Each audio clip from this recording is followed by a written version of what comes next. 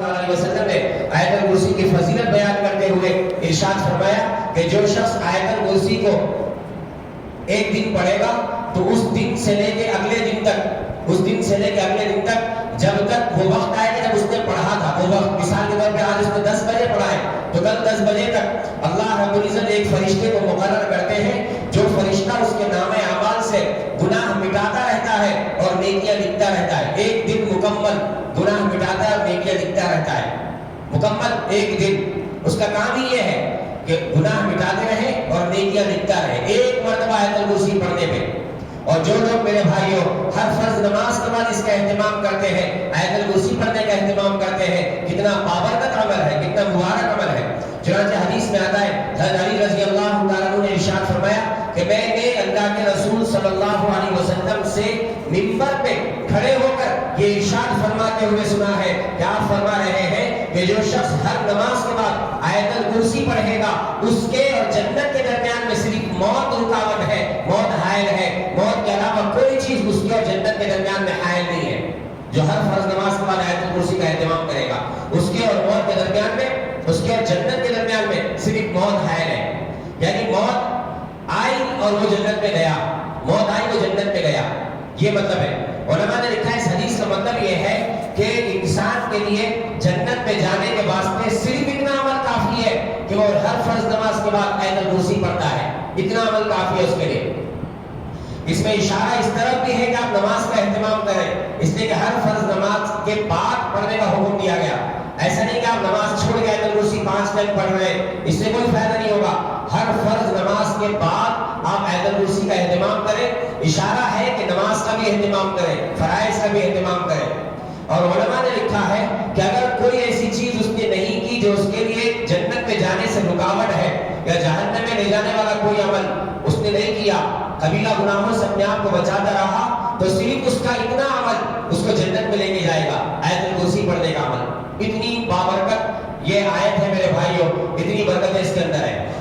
اللہ کے رسول صلی اللہ علیہ وسلم کی حدیث سے آپ نے فرمایا کہ آیت الکرسی چوتھائی قرآن کے برابر ہے، 1/4 قرآن کے برابر ہے آیت الکرسی.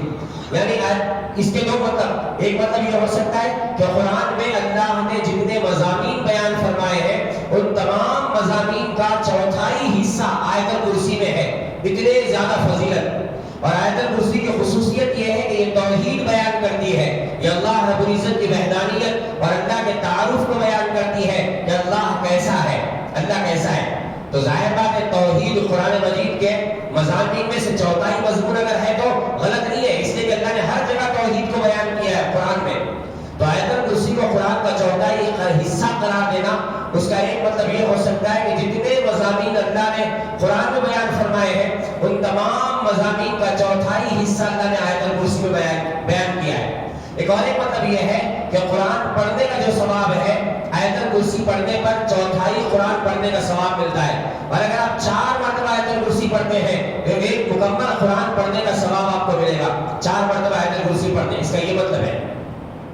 تو اللہ کے رسول صلی اللہ علیہ وسلم نے آیت الکرسی کے فضائل بیان کیے. جب منبر پہ کھڑے ہو کے آپ نے حدیث بیان کی آیت الکرسی کی فضیلت میں، جو حضرت علی رضی اللہ تعالیٰ بیان کرتے ہیں کہ جو شخص ہر فرض نماز کے بعد آیت الکرسی پڑھے گا اس کے اور جنت کے بیچ میں صرف موت رکاوٹ ہے. اسی حدیث میں آگے بیان فرماتے ہیں کہ آیت الکرسی کو نہیں پڑھے گا مگر صدیق اور عابد. یعنی آیت الکرسی کو صرف وہی پڑھے گا جو یا تو صدیق ہوگا یا عابد ہوگا، یا تو صدیق ہوگا یا عابد ہوگا. صدیق میرے بھائیوں انبیاء کے بعد سب سے بڑا مقام ہے. صدیقیت یہ انبیاء کے بعد کا سب سے بڑا مقام ہے، اور خاص طور پہ صدیقیت میں سب سے بڑا مقام حضرت ابوبکر صدیق رضی اللہ تعالیٰ عنہ کو حاصل ہے. تمام صحابہ صدیق ہیں لیکن صحابہ میں سب سے بڑے صدیق حضرت ابوبکر صدیق رضی اللہ تعالیٰ عنہ. تو فرمایا کہ آیت الکرسی کو نہیں پڑھے گا مگر یا تو صدیق ہوگا یا عابد ہوگا، یعنی عبادت گزار ہوگا. اس کا ایک مطلب یہ ہے کہ آیت الکرسی کی توفیق، آیت الکرسی پڑھنے کی توفیق ان لوگوں کو نصیب ہوتی ہے جن کے ساتھ اللہ نے خیر کا ارادہ کر لیا ہو، اللہ نے خیر کا ارادہ فرمایا ہو. آیت الکرسی پڑھنے کی توفیق انہیں کو نصیب ہوتی ہے. میرے بھائیوں حفاظت کا ایسا زبردست نسخہ ہے آیت الکرسی کہ اللہ کے محبوب صلی اللہ علیہ وسلم کی ایک حدیث ہے، آپ نے فرمایا کہ جو شخص رات میں آیت الکرسی پڑھتا ہے اللہ اس کے گھر کی حفاظت فرماتا फरमाते हैं اس کے اڑوس پڑوس کے گھروں کی حفاظت کی جاتی ہے. کئی گھروں تک حفاظت ہوتی ہے. ایک گھر کے اندر اگر بندہ آیت الکرسی پڑھتا ہے، آزو بازو کے گھر، سامنے کے اور اس کے بازو کے گھر، اور حدیث میں یہاں تک ہے کہ آزو بازو کے گھروں کے بھی بازو جو گھر ہے اللہ ان کی بھی حفاظت فرماتا ہے. اگر مسلمان تمام کے تمام اس کا اہتمام کر لے، آیت الکرسی رات میں پڑھنے کا اہتمام کر لے، تو میرے بھائیوں تمام کے تمام علاقے محفوظ ہو جائیں گے، سارے کے سارے گھر محفوظ ہو جائیں گے. شرط یہ کہ عقیدے کے ساتھ پڑھے، عقیدت کے ساتھ پڑھے، اس یقین کے ساتھ پڑھے کہ بہت طاقتور چیز ہے، اس یقین کے ساتھ پڑھے.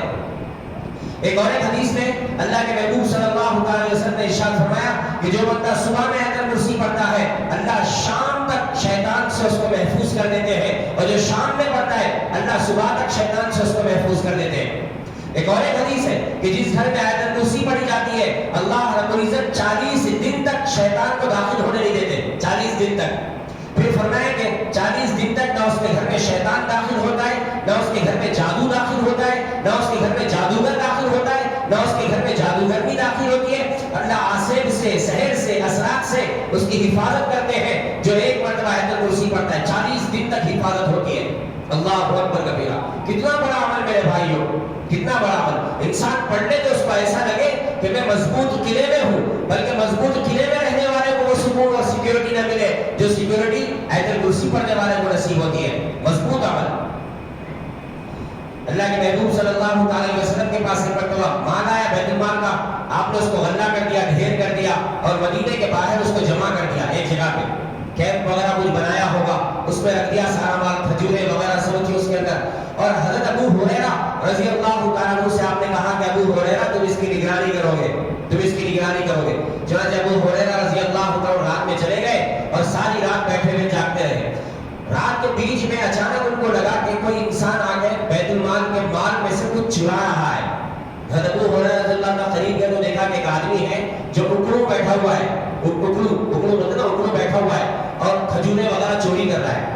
تو حضرت ابو ہریرہ گئے، جا کے سیدھا اس کا ہاتھ پکڑ لیا اور ہاتھ پکڑ کے کہا کہ چوری کر رہا ہے، اللہ کے مال میں سے چوری کر رہا ہے، بیت المال میں سے چوری کر رہا ہے، یہ مسلمانوں کا مال ہے، مسلمانوں کا حق ہے، تو ایسے نہیں چرا سکتا. میں تجھے کل اللہ کے رسول صلی اللہ علیہ وسلم کی خدمت میں پیش کروں گا. تو وہ رونے لگا، گڑ گڑانے لگا، عاجزی کرنے لگا، کہنے لگا ابو ہریرہ مجھے چھوڑ دو، بال بچے دار آدمی ہوں، گھر میں بچے ہیں، بھوکے ہیں، پیاسے ہیں، مجھے ان تک لے جانا ہے، مجھے چھوڑ دو، تمہارا مجھے پکڑ لو گے تو میرے بچوں کا کیا ہوگا. اس قسم کی باتیں کرنے لگا. حضرت ابو ہریرہ کہتے ہیں کہ اس کی گفتگو سے میرا دل نرم پڑ گیا اور میں نے اس کو چھوڑ دیا. وہ چلے گیا. صبح میں اللہ کے نبی صلی اللہ علیہ وسلم کی خدمت میں حاضر ہوئے اور جیسے ہی پہنچے تو اللہ کے نبی نے فرمایا کہ رات کا قصہ سناؤ اور اس چور کا قصہ سناؤ جو رات میں آیا تھا. تو حضرت ابو ہریرہ فوراً کہنے لگے کہ اللہ کے نبی ایسا ایسا ہوا تھا، چوری کر رہا تھا، میں نے اس کو پکڑ لیا اور وہ رونے لگا، اس کے رونے پہ مجھے ترس آ گیا اور میں نے چھوڑ دیا. فرمایا جھوٹ بولا اس نے، آج پھر آئے گا، پھر چوری کرے گا. جھوٹ بولا اس نے، یہ کہا آپ نے. رات کا وقت ہوا، حضرت ابو ہریرہ کو یقین تھا کہ پھر آئے گا، اس لیے کہ مبارک زبان نے، بابرکت زبان نے کہہ دیا ہے اور جو آپ نے کہا ہے وہ کبھی غلط تھوڑی ہوتا ہے. تو ان کو یقین تھا کہ پھر آئے گا. چنانچہ رات ہوئی تو پھر دوبارہ وہ آدمی پھر چوری کرنے لگا. حضرت ابو ہریرہ نے پھر پکڑ لیا، پھر اس نے روکے دھوکے اور ایسے انداز سے وہ حضرت ابو ہریرہ کے سامنے رویا کہ ان کا دل گم ہو گیا اور انہوں نے چھوڑ دیا.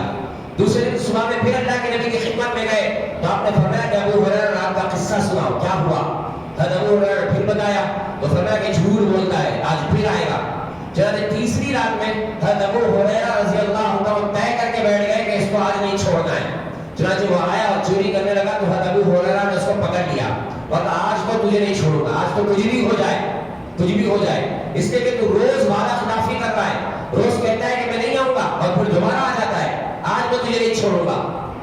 مضبوطی سے پکڑ لیا. تو وہ کہنے لگا کہ مجھے چھوڑ دو، اگر تم مجھے چھوڑو گے تو میں تمہیں ایک بات بتاؤں گا، ایک بات بتاؤں، مجھ سے بچنے کا طریقہ بتاؤں گا کہ مجھ سے کیسے بچ سکتے ہو تم اگر مجھے چھوڑو گے. چھوڑنے کا وعدہ کرو. جب اس نے کہا کہ میں تمہیں ایک ایسا نسخہ بتاؤں گا کہ جس کو پڑھ کر تم مجھ سے بچ سکتے ہو، اپنی حفاظت کر سکتے ہو. تو ابو ہریرہ کے دل میں جاننے کا شوق ہوا تو انہوں نے کہا ٹھیک ہے میں تجھے چھوڑ دوں گا. چنانچہ ابو ہریرہ رضی اللہ عنہ کو اس نے بتایا کہ اگر مجھ سے بچنا ہے تو آیت الکرسی پڑھ لیا کرو اور آیت الکرسی پڑھ کے مال پہ دم کر دیا کرو. جس مال پہ تم آیت الکرسی پڑھ کے دم کرو گے اس مال میں میرا عمل دخل نہیں ہو سکتا. یہ کہا اور غائب ہو گیا. سبحان اللہ کے نبی صلی اللہ علیہ وسلم کی خدمت میں حضرت ابو ہریرہ گئے. اللہ کے نبی نے پھر پوچھا کہ کیا واقعہ ہوا.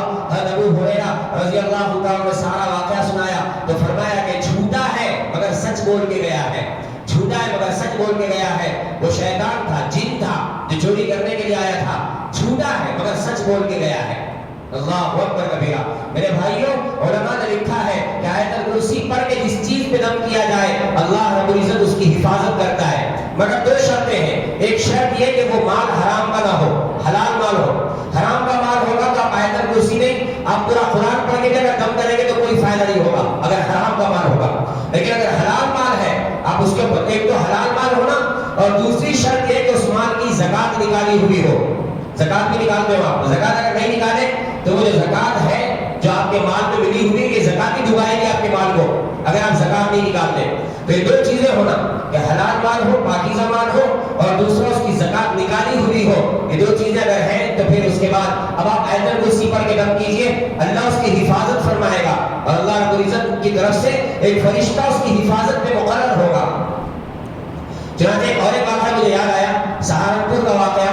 ایک زمانے میں دو بڑے بڑے مشہور مدرسے دارالعلوم دیوبند اور مظاہر العلوم سہارنپور کا, اور اس مظاہر العلوم کے استاد تھے حضرت مولانا خلیل احمد سہارنپوری رحمۃ اللہ علیہ. یہ حضرت مولانا شیخ الحدیث زکریا رحمۃ اللہ علیہ کے شیخ اور ان کے استاد ہیں.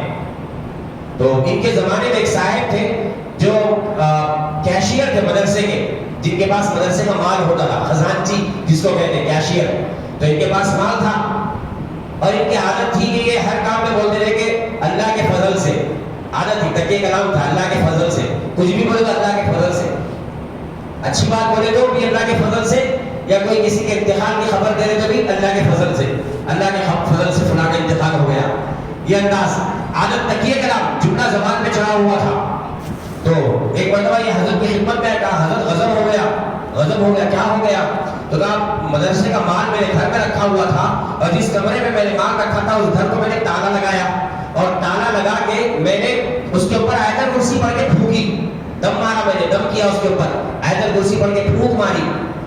تو کہنے لگا حضرت رات میں اللہ کے فضل سے غضب ہو گیا, اللہ کا, اللہ کے فضل سے غضب ہو گیا. کیا ہوا؟ مسکرائے حضرت, مسکرا کے پوچھے کہ اللہ کے فضل سے اللہ کا غضب کیا ہوا بتائیے. تو انہوں نے کہا کہ میں نے جو پھونک ماری تھی رات میں چور آ گئے اور چور آ کے تالا کھولنے لگے. تو میں ان کے قریب گیا, میں نے ان کو دیکھا کہ بھائی کیا کر رہے ہو؟ تو کہا تالا کھول رہے. تو میں نے ان سے کہا بھائی رات بھر کوشش کرتے رہو, یہ تالا نہیں کھلے گا, اس لیے کہ میں نے آیت الکرسی پڑھ کے اس پہ پھونک ماری ہے. اور کہتے ہیں کہ میں نے یہ کہا اور کہہ کے جا کے بستر پہ سو گیا میں, اور مجھے نیند بھی آ گئی, سو گیا. مجھے یقین تھا کہ تالا نہیں کھلے گا. چنانچہ فجر کی نماز کے وقت جب اٹھا تھا تو میں نے دیکھا کہ وہ پسینے میں شرابور ہیں اور تالے پہ لگے ہوئے ہیں اور تالا نہیں کھل رہا. تو حضرت مسکرایا اور مسکرا کے فرمایا کہ جس عقیدت کے ساتھ تم آیت الکرسی پڑھے تھے, اس عقیدت کے ساتھ کوئی بھی بندہ آیت الکرسی پڑھ کے اگر پھونکے گا اللہ اس کی حفاظت فرمائے گا. ایسے ہی ہوگا. رات بھر چور کوشش کرتے رہے مگر تالا نہیں کھلا, رات بھر کوشش کرتے رہے. ایسے ایک واقعہ اللہ کے رسول صلی اللہ علیہ وسلم کے زمانے میں ایک صحابی کے ساتھ پیش آیا کہ ان کے گھر میں کھجوریں تھیں اور روز رات میں کھجوریں چوری ہو جاتی تھی, روز رات میں. ایک مرتبہ گئے رات میں, جا کے دیکھا تو ایک آدمی ہے جس کے ہاتھ کتے کے جیسے ہیں, کتے کے ہاتھوں کے جیسے ہاتھ ہے, یعنی وہ جن تھا اور وہ کھجوریں چوری کر رہا تھا. تو وہ جا کے اس کو پکڑ لیے. پکڑا تو اس نے کہنے لگا کہ مجھے چھوڑ دو, اگر تم مجھے چھوڑو گے تو میں تمہیں ایسا عمل بتاؤں گا کہ جس عمل کے پڑھنے کے بعد میں تمہارے گھر میں بھی نہیں آ سکتا. چنانچہ پھر اس نے آیت الکرسی بتائی. میرے بھائیو اتنی فضیلت والی, اتنی زبردست. علماء کرام نے لکھا ہے کہ 3 عمل اگر بندہ کر لے تو اس کے دکان میں برکت ہوگی, اس کے گھر میں برکت ہوگی. آپ گھر میں داخل ہو رہے, سب سے پہلا عمل یہ کریں آپ کے گھر میں انٹر ہوتے وقت بسم اللہ پڑھ کے جائیں. بسم اللہ. جب حدیث میں آتا ہے کہ عشاء کی نماز کے بعد جب مسلمان اپنے گھر جاتا ہے تو شیطان اس کے ساتھ ساتھ چلتا ہے گھر کے دروازے تک, اور جب گھر کے دروازے